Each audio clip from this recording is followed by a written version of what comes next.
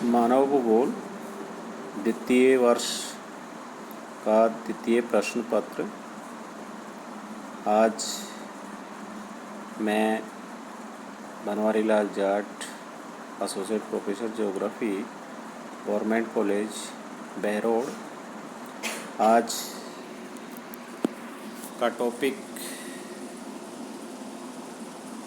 Online teaching के लिए मानव प्रजातियां, उनका उद्भव एवं विकास रख रहे हैं।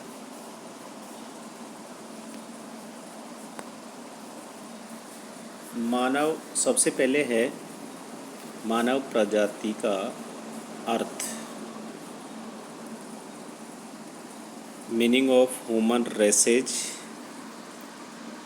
भूतल पर पाए जाने वाले समस्त जीवों को उनकी जैविक विशेषता के आधार पर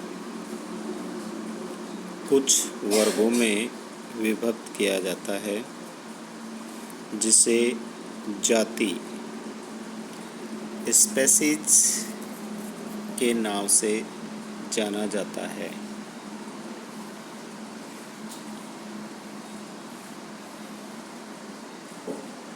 इस प्रकार जीवों के वर्गीकरण में मानव एक विशिष्ट जाति है, जो बौद्धिक विकास के क्रम में सर्वोपरि है। मानव जाति के उपवर्ग को प्रजाति रेस कहा जाता है, जिसके सदस्यों में वंशानुक्रम से विशिष्ट शारीरिक लक्षण विकसित होते हैं, जो उन्हें अन्य मानव वर्गों या प्रजातियों से पृथक करते हैं। यह एक नस्ल, ब्रीड या जन्मजात संबंधों का मानव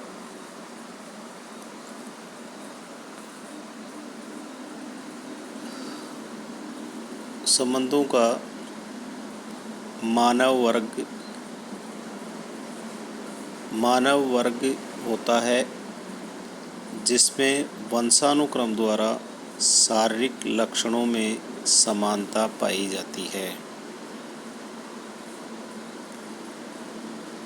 इन शारीरिक लक्षणों में शरीर का कद, उसका त्वचा का वर्ण, चाल की बनावट, सिर की आकृति, नाक एवं आँख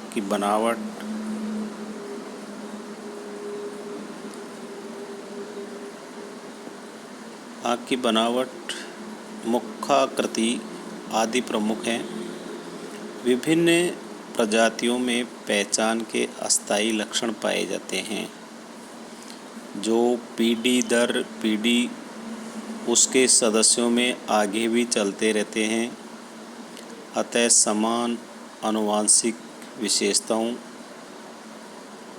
लक्षणों के आधार पर ही विभिन्न मानव प्रजातियों की पहचान की जाती है। प्रजाति अंग्रेजी के रेस शब्द का हिंदी रूपांतर है। रेस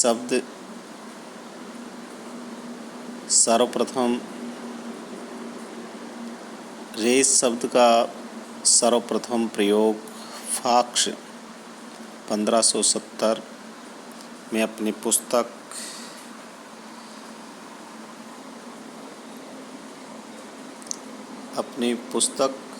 बुक ऑफ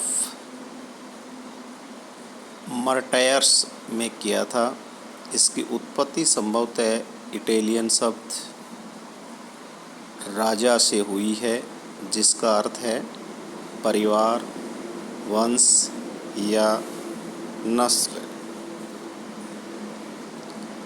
मानव प्रजाति एक जैविक विचार है जिसका अभिप्राय ऐसे मानव वर्ग से है जो एक नस्ल ब्रीड से संबंधित हो और वंशानुक्रम द्वारा शारीरिक लक्षणों में समानता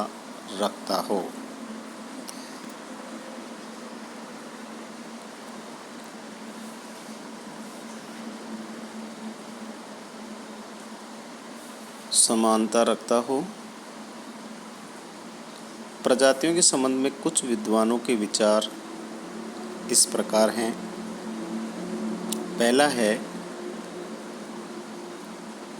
विडाल डी लाब्लाश 1923 के अनुसार प्रजाति का अभिप्राय उस कायिक वर्गीकरण से है जो मानव काया की आकारिकी तथा शारीरिक लक्षणों पर आधारित होता है।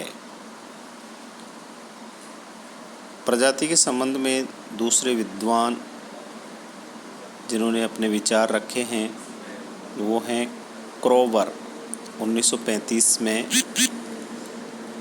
इनके शब्द हैं, प्रजाति एक मान्य जैविक संकल्पना है। ये आनुवंशिकता, नस्ल जनान की लक्षण अथवा उपजाति द्वारा संगठित एक समूह है।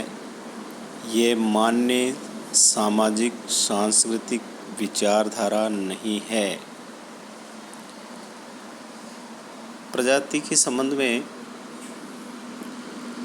तीसरे जो विद्वान हैं जिन्होंने इसको परिभाषित करते हुए अपने विचार रखे हैं वो हैं ग्रिफिथ टेलर। इन्होंने 1949 में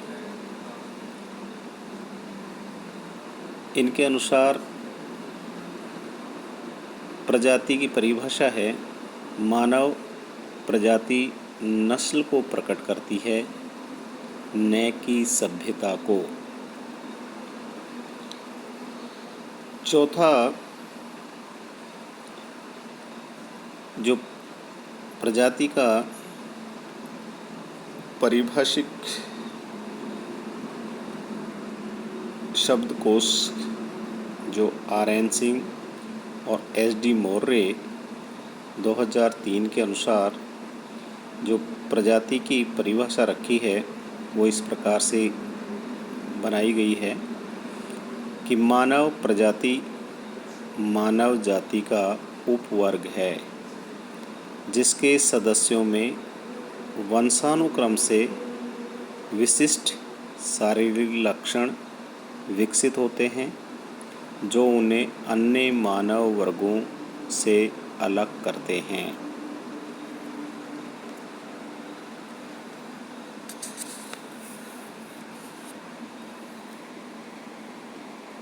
दूसरा है प्रजातियों के शारीरिक लक्षणों में परिवर्तन। मानव प्रजाति का अर्थ के बाद में दूसरा प्रजातियों के शारीरिक लक्षणों में परिवर्तन का है, change in the physical traits of races. मानव प्रजातियों का उद्भव और विकास एक जटिल प्रक्रिया है। मानव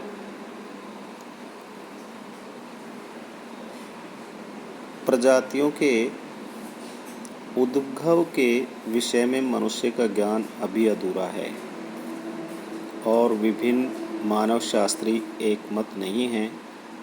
प्रसिद्ध मानवशास्त्री क्रोवर के अनुसार हम मानव प्रकारों को परिवर्तित करने वाले कारणों के विषय में बहुत कम जानते हैं और प्रजातियों के इतिहास के संबंध में हमारा ज्ञान अधूरा है।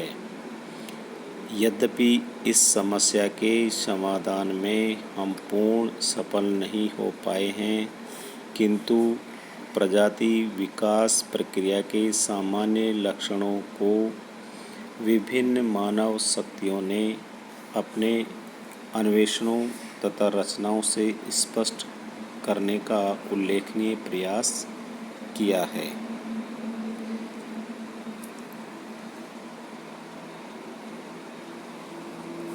संसार के विभिन्न भागों में पाई जाने वाली मानव प्रजातियों के प्राय शारीरिक लक्षणों में भी पर्याप्त अंतर देखा जाता है।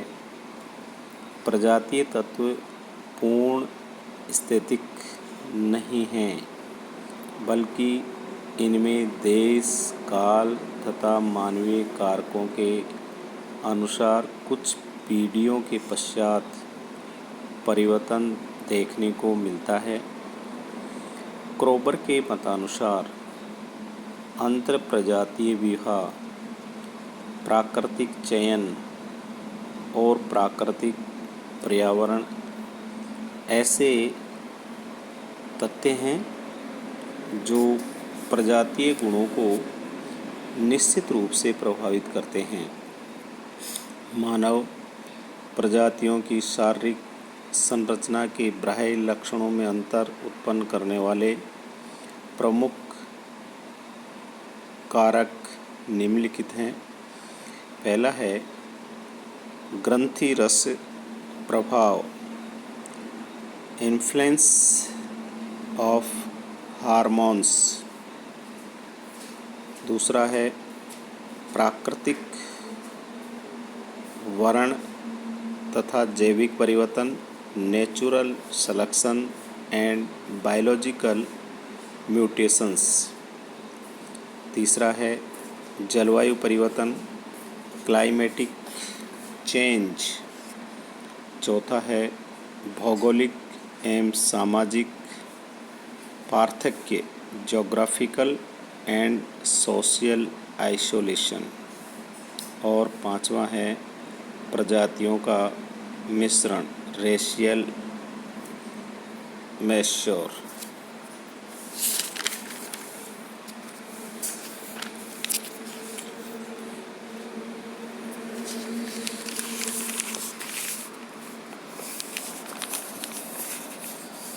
ग्रंथि रस प्रभाव, इन्फ्लुएंस ऑफ हार्मोन्स के अनुसार पहला जो आर्थर किम्स के अनुसार समस्त मानव प्रजाति का उत्पत्ति क्षेत्र एक ही है और वे सभी एक ही पितरों पेरेंट्स की संतानें हैं। शरीर की विभिन्न ग्रंथियों की पृथक पृथक क्रियाओं के फलस्वरूप प्रजातियां भिन्नता उत्पन्न होती हैं। शरीर में अनेक महत्वपूर्ण ग्रंथियां ग्लैंड्स होती हैं जिनसे रासायनिक तत्व निकलते हैं जो हार्मोन्स कहलाते हैं। पीयूष ग्रंथि पिट्यूटरी ग्लैंड्स के अधिक क्रियाशील होने से काकेशियन प्रजाति के मनुष्यों का शारीरिक कद ऊंचा, शरीर भारी, भौहें विकसित तथा नाक सुंदर होती है। इसके विपरीत गल ग्रंथि थायराइड ग्लैंड के निष्क्रिय हो जाने के कारण मंगोलियन प्रजातियों के लोगों की नाक और चेहरा चपटा तथा ललाट उभरा हुआ होता है। गल ग्रंथि के विकास के अभाव में मनुष्य का कद छोटा रह जाता है तथा चेहरा चपटा होता है और रोम भी कम विकसित हो पाते हैं। इसी प्रकार एड्रिनल ग्रंथि से त्वचा का वर्ण प्रभावित होता है। यहाँ ये भी जान लेना आवश्यक है कि विभिन्न प्राकृतिक पर्यावरण, विशेष रूप से विभिन्न जलवायु दशाओं में भिन्न भिन्न ग्रंथियों का विकास होता है। जलवायु परिवर्तन के परिणाम स्वरूप मनुष्य के शरीर की ग्रंथियों की क्रियाओं में परिवर्तन देखने को मिलता है, जिसके फलस्वरूप बाह्य शारीरिक लक्षणों में भी भिन्नता देखने को मिलती है।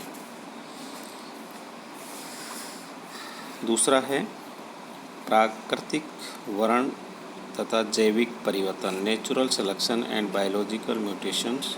एक प्रजाति के मूल शारीरिक लक्षण जिसके जीन्स में मिल जाते हैं और प्राय पीढ़ी दर पीढ़ी कायम रहते हैं। यद्यपि विभिन्न कारणों से दीर्घकाल में कुछ परिवर्तन भी हो सकते हैं। प्रत्येक मानव वर्ग या प्रजाति के लक्षण प्राकृतिक वर्ण द्वारा परिवर्तित हो जाते हैं। प्रत्येक प्रजाति का विकास निश्चित प्राकृतिक तथा सामाजिक परिस्थितियों में हुआ है। इसलिए किसी प्रजाति के विकास का इतिहास एक निर्धारित क्षेत्र के भीतर विभिन्न प्राकृतिक तथा सामाजिक परिस्थितियों के सम्मिलित प्रभाव की कहानी है।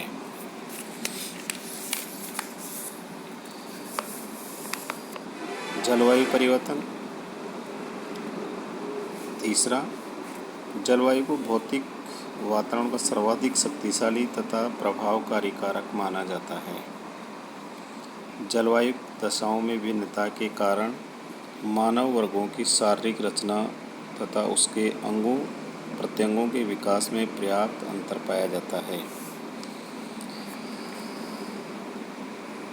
ग्रिफिथ टेलर का प्रवास कटिबंध सिद्धांत है कि माइग्रेशन जोन थ्योरी जलवायु परिवर्तनों पर आधारित है। उनके अनुसार सभी मानव प्रजातियों का उद्भव स्थल एशिया की मध्यवर्ती भूमि है।